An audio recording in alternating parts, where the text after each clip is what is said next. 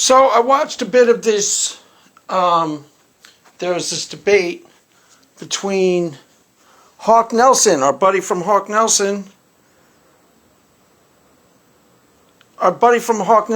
John Steingrad, was on Unbelievable yesterday. Some of you might have seen this. And it was kind of a debate / conversation, mostly centering on his deconversion. Now, one of the things that I said in the past about ear biscuits, I was kind of emphatic that I credit them with no integrity. Now, Dry Apologists played a little snippet of a part of their deconversion story, deconstruction, I guess is what they're calling it nowadays, that I actually missed, where the first guy, Rhett, was a little bit more circumspect and actually, based on just, if I'd seen that one part, I would have credited him with more integrity, because it was a little bit more humble, a little bit more like, I'm open, I'm kind of agnostic. It's hard to explain, but it was more. What the problem with both of these, and now that I've watched Hawk Nelson, I credit him with less integrity. So that's the good news. I credit Rhett and Link with more integrity after seeing a little snippet that Dry Apologists kind of posted as a defense of them, and I kind of saw what he was getting at. And I watched Hawk Nelson, the Hawk Nelson guy, and I credit him with less integrity. There's a problem. Okay, there's a problem, and it's really interesting to hear him start talking about his quote-unquote revelations. By the time you're an apologist and you're dealing on Twitter and there's actual, atheists who are in the process of trying to debate you or debunk, dismiss, discredit you, you hear these talking points repeated back to you. It's one thing to hear them in that context. It's quite another to hear somebody say this stuff as if they're organic revelations. It's a really interesting thing to experience. Why? Because it's so fake. It's so fake. It's so obviously fake you can't even handle it. So he's talking about this experience where he went from church to church and how he's in different churches. And he says this as if this was an organic revelation to his heart. And I could just tell it wasn't. And I've started noticing that they all have different interpretations and each one of them thinks they're right. Now that's a standard issue atheist talking point. I don't buy for a second that was an organic revelation to him as he was going from church to church. Why? Because it doesn't organically make any sense. It's not how actual people process reality when you go from environment to environment. You don't go, well, this group of people think they're right, and now I'm with the Baptists and they think they're right. That's not how people actually experience going from church to church. I've gone to church. And I never had 1 minute of that sort of what they'll call cognitive dissonance along those lines. It's not actual cognitive dissonance. You're very well aware of the fact that, people have different spins on Christianity and different cultures of Christianity. So I would go to there's a church that we sometimes go on Christmas Eve, perfect example. I kind of push us usually to go to Bel Air Presby. Why? Because it's got more of the traditional trappings of Christianity. It's the place where Ronald Reagan used to go, apparently. And it's a little bit highbrow and it's a little bit old-fashioned. It's not like the other churches I go to. I'm very well aware of that fact. I go there for a specific reason at Christmas Eve. Why? Because it's kind of what I'm looking for at Christmas Eve. It kind of fits what I'm in the mood for. I don't buy that you go from church to church and you start, going, well, this group thinks they're right and this group thinks they're right, because that's not how people process reality. I get it by the time it's turned into an atheist talking point and they're saying to you, all these different types of Christians, which one of you is right? I get it by the time it's turned into one of their talking points, but I don't believe that he actually experienced it like that. It just doesn't ring true. And there's a lot of that when I'm listening to him.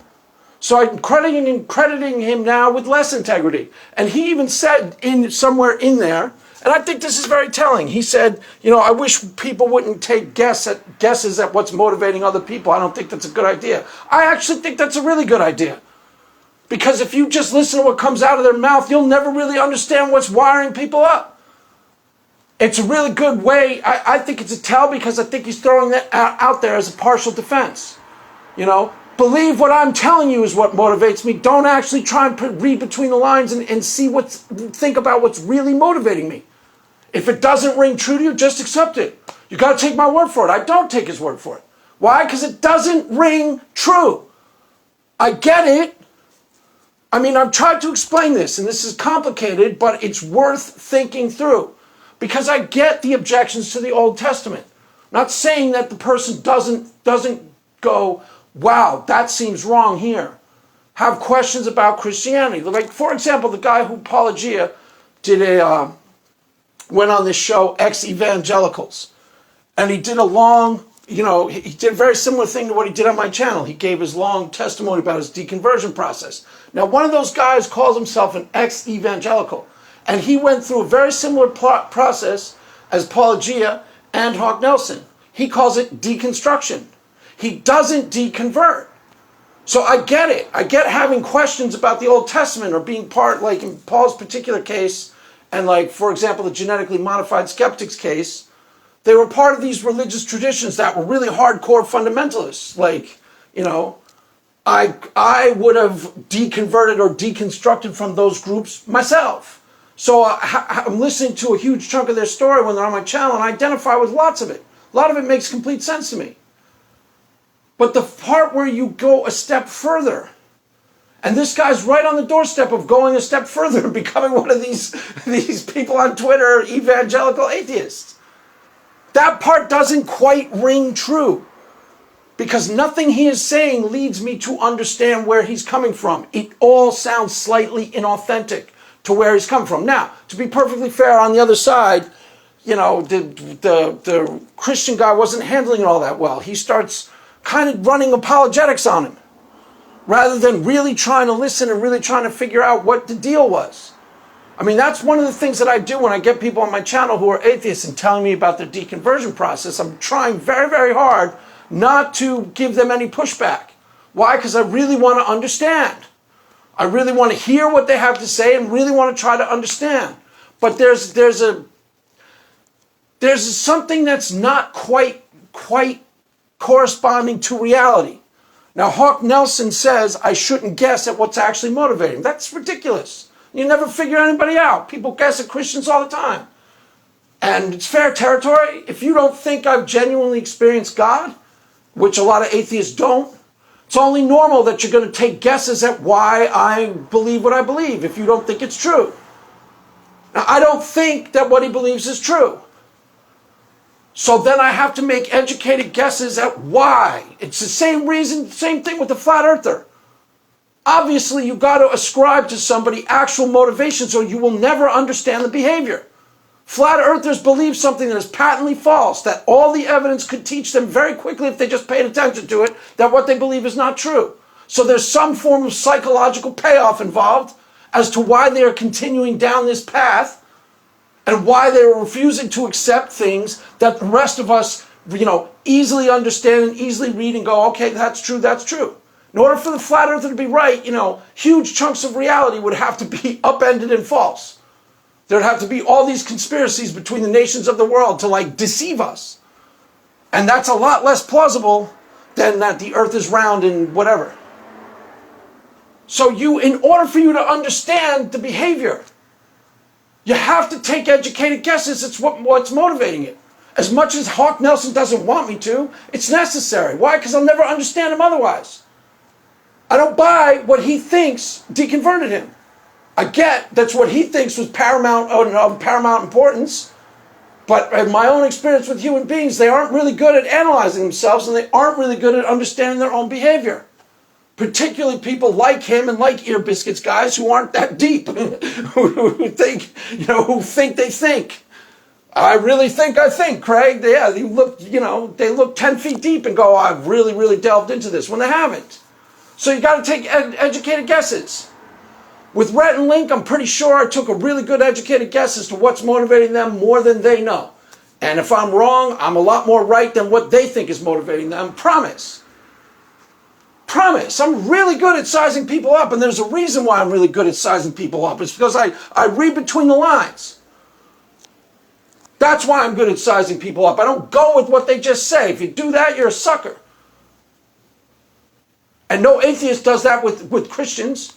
They don't go, oh, what the Christian says is so is so. They take guesses at why the Christian's saying it. Particularly if you don't believe that the person's belief is predicated on something true. So I have to take educated guesses at why Hawk Nelson actually moved from I'm skeptical. I mean, huge chunks of the deconversion process I understand, they ring true to me, and I get it. As I was going to explain in depth in some other videos to come, I watched this girl, Erin XXGN. She had this whole an hour-long interview with Seth Andrews where she talks about her deconversion.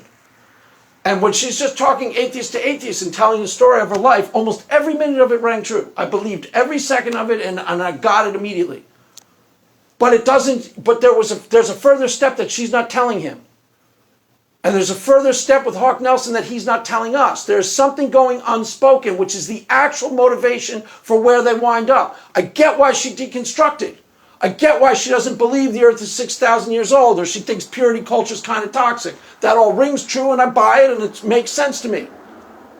But then when you see where she ends up on Twitter, trying to move the ball forward for the kingdom of atheism, trying to move the ball forward for atheists, I could easily see Hawk Nelson guy becoming one of these evangelical atheists, where he's now on Twitter and YouTube arguing.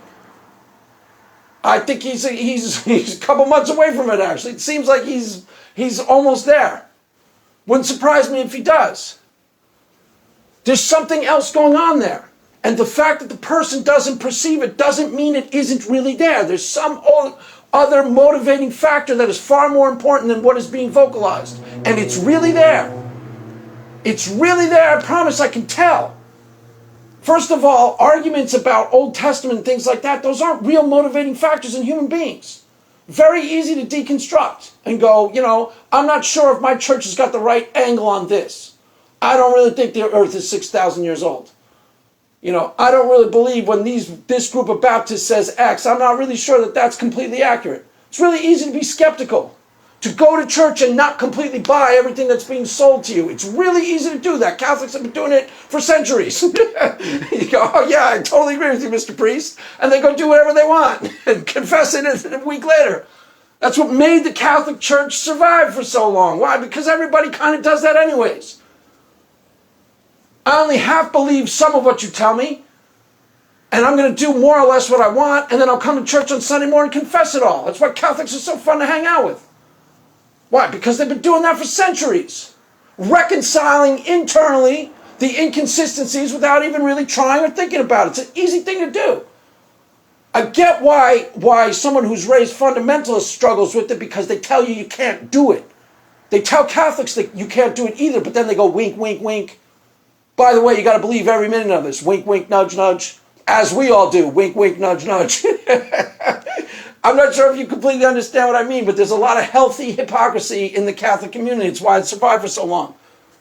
If you don't believe me, go out Friday night in high school and hang out with people from the Catholic school. They're just as crazy as everybody else.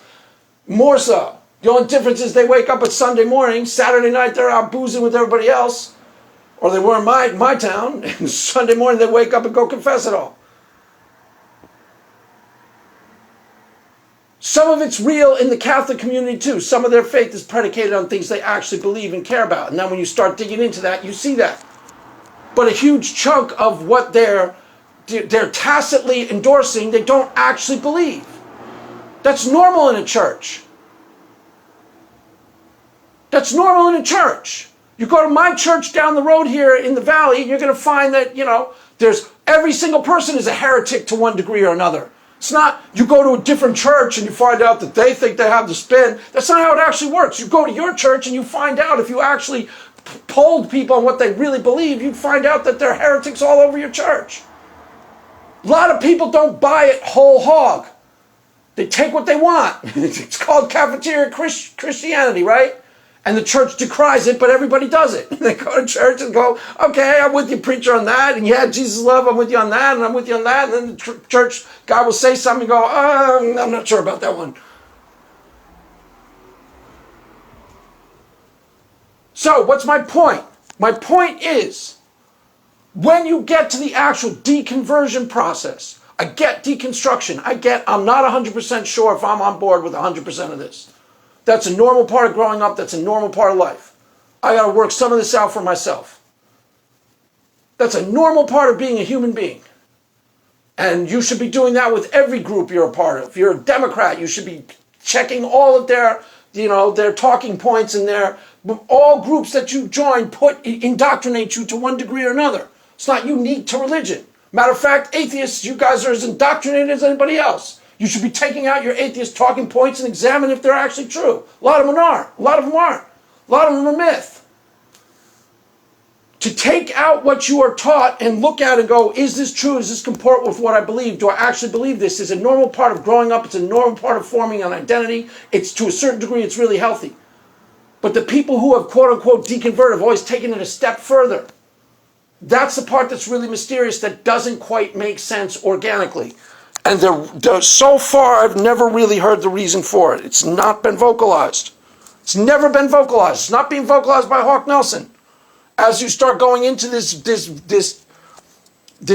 debate or this conversation further, once you get into it, he starts sounding like any old atheist. He just starts sounding like anybody you found on Twitter, regurgitating atheist talking points. The only thing that's interesting in hearing him talk about them as if they were organic revelations to him, when it's really obvious in his case that they weren't. It's really obvious that they weren't. So, what do we make of it all? There's something really interesting going on here that most of the people who call themselves atheists don't really vocalize. There's a hidden motivation here that nobody has really pieced together and nobody has really spoken of. And I'm not 100% sure what it is. I'm really not. I get it in some cases and I can take educated guesses and I'm pretty sure I'm right. For example, with Rhett and Link. A lot, when I say some of this is politics, some of this is politics, some of this is politics, I mean the culture that we live in has been, like, starting in the 70s, disparaging Christianity in the popular culture. There are stock figures in the popular culture about Christians that are mostly routinely negative. That didn't used to be. You go back to 1950s and you had your Bing Crosby, Hope road movies. And the preacher, the pastor, was a benevolent figure. He helped out orphans, and he was a good guy. And the religious person in the 50s in popular culture was a benevolent figure. That's no longer true, and that has a huge influence on what we are seeing. I gotta get that. That's woman. Hold on one sec. All right, she gave up. Well, it gave up. She's ringing the phone. That has a huge influence on this. Huge influence. How religious people are being portrayed in popular culture. What is there even some sort of religious figure nowadays that you can look at and go, well, that's like everybody wants to be like him? Probably not. I can't think of any offhand. As late as 2000, 2006, there used to be some TV shows, I think, with the main protagonist was some sort of Christian or religious figure. That's pretty rare nowadays. That has a lot to do with this. We're part of a club that's people are propagandizing against constantly in the mainstream culture and the popular culture. That is a huge chunk of what's going on. And, the guy from Unbelievable starts saying it's probably harder to be a Christian nowadays. I think it's harder to be a Christian nowadays because I'm not sure if I could be a Christian in high school nowadays. I wasn't a Christian then. Because the outside world is so available to you, I don't think that you could actually, not participate in it. So that's a huge chunk of it. Or at least that's a part of it. What the actual motivating, I'm kind of rambling, I'm kind of all over the place, but what the actual motivating factor of why Hawk Nelson has gone from, Christian rock icon, Christian rock star, awesome icon of the Christian community. He was like a rock god. He was so important to me growing up. I have no idea who he is. No idea who he was prior to this. Why he would deconstruct, I get. Why he would start going, well, I'm not so sure if the earth is 6,000, whatever his version of Christianity was, it makes sense to me. I think it's normal that you kind of take it out and you look at it. and go, was this book written then? And you start examining the actual factual predicates underneath Christianity. I think that's a normal thing to do, and I think that's healthy. Why it turns into deconversion, I'm not sure. And I've never heard anybody really vocalize it in a way that I completely accept. That's the part I'm getting at. There's a mystery here that I still don't fully understand. Why it turns into, why deconstruction starts, I get. Questioning is a normal part of life. It's healthy. Skepticism, a la atheism even, is kind of a normal part of life. It's kind of healthy. Skepticism about what you're taught and what are the sacred truths of your community and taking them out in the open and investigating them, that's all good. I've got no argument with that. I think that's all a healthy thing to do. I just think that the skeptics went too far, and I'm not sure why they did. Why they deconstruct, I get. Why they struggle with some aspects of faith, I get. That's a normal part of life. Why it turns into now I'm an atheist and now an evangelical atheist, I have no idea, and I've never heard anybody explain it to me in a way that I can fully understand or accept as true. Why? Because I listen to these people tell it out of their own mouths and it doesn't ring true. It doesn't quite explain where they're at. So, I don't know. I don't know what to tell you. I'm gonna watch this whole video and I will give a full analysis of it. But, I just finished it. It's Friday night, 1 in the morning, and I just had to, my wife's ringing me on the way home, and I just had to make a little, just put a little footnote out there, because I just listened to some of it and was like, gosh, this is weird. This is weird. So, there you have it, kids. Make of that what you will. That is all for now. Mass has ended. Go in peace. Amen.